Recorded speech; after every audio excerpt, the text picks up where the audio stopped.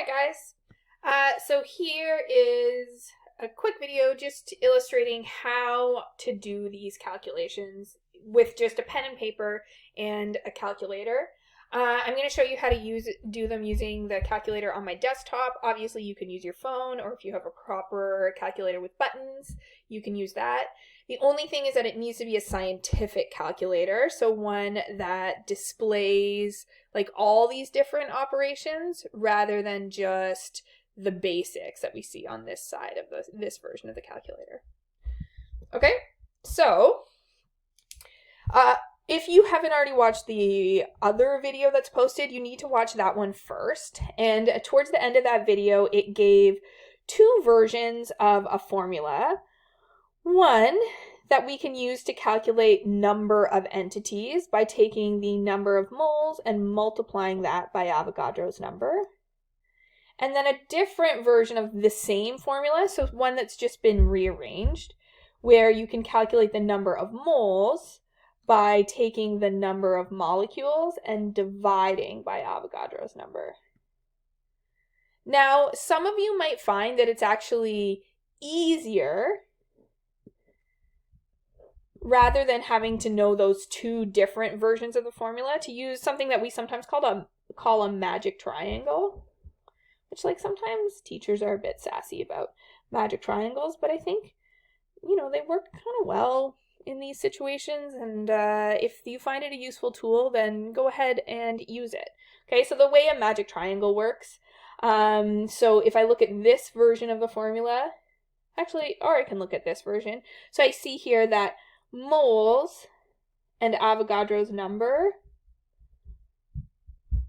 are multiplied, so they go beside each other in the magic triangle, and then number of entities goes in the top bit there, okay? And the way the magic triangle works is I read my question, I'm like, oh, it's asking me for number of moles, so I cover that up, and I can see that it gives me number of entities over Avogadro's number, which means that I would divide those, okay? But maybe I read a question and it asks me for a number of entities, so then I look at my magic triangle and I'm like, oh, I cover up the number of entities. I can see that moles is beside Avogadro's number, which means that I would multiply those together to get this as my answer, okay? So that's a magic triangle, and I am going to use the magic triangle to try to answer this question. It says here, a penny contains 4.02 times 10 to the 21 atoms of copper. How many moles is this? Okay, so the question is asking me for moles. Okay, so I can either look at my two formulas here and pick the one that has moles all by itself, or I can look at my magic triangle and I can go, oh, okay, I'm looking for moles, so that means that I'm going to do number of entities divided by Avogadro's number. And the first step I want you to do when you're solving a problem like this is to write down the formula you're going to use. So moles equals number of entities divided by Avogadro's number. Okay? Then I'm going to look back at the question.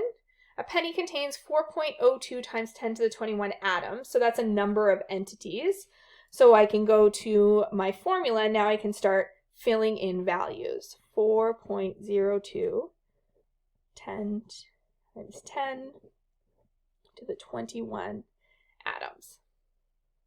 Okay, and then it says divide Avogadro's number, and that number is always the same, 6.02 times 10 to the 23.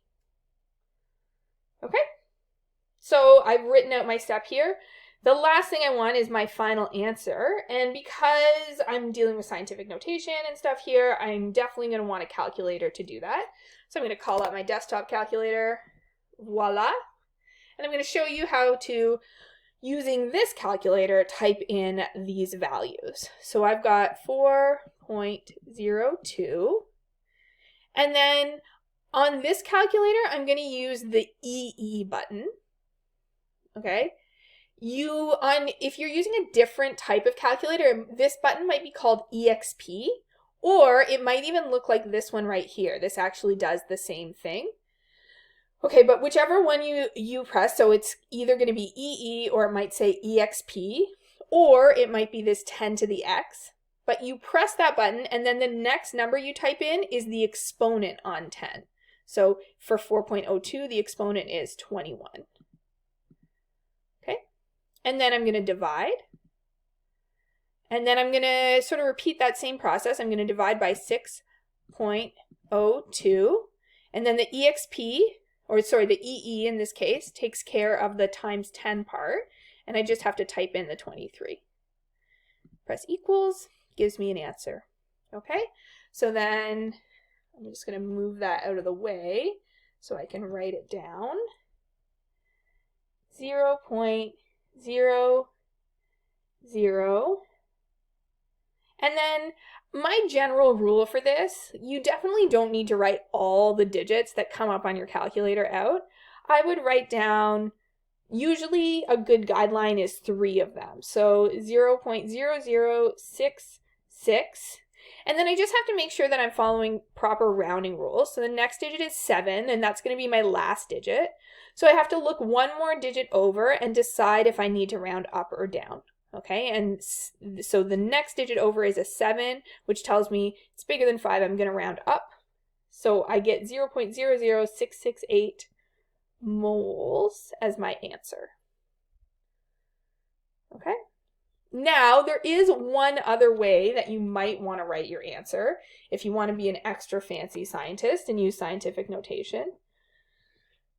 So if you would rather write it in scientific notation, then you take the first of the digits that's not a 0, and then all the digits that you wrote after that follow a decimal place.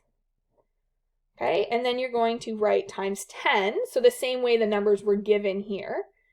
Okay, and then you're just going to count how many times did I have to move the decimal over to get it behind that 6. 1, 2, 3. Okay, so times 10 to the 3. And because I'm moving in the right direction rather than the left, it's a negative 3. Okay, so that means a number that's smaller than 1 rather than a number that's bigger. Okay, don't worry, you don't have to give answers in scientific notation. I just wanted you to know how to do it if you'd like to. Okay, and there are some scenarios where you might want to. So hopefully this will help you to answer those practice questions I've posted.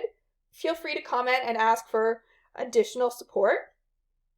And the answers are given along with the practice questions. So it's not going to be good enough to just write out an answer to the question. I am going to need to see your steps for you to get credit for your work. So just be warned about that. Okay? You're just going to do the practice questions, do as many as you can. If you feel like you really get the concept and you don't want to do all 7 of them, I totally understand that. Just do a few to show that you understand, take a picture, upload it to the Google Classroom. I'll give you a mark. Okay? Thanks, guys. Hope you're having a good day.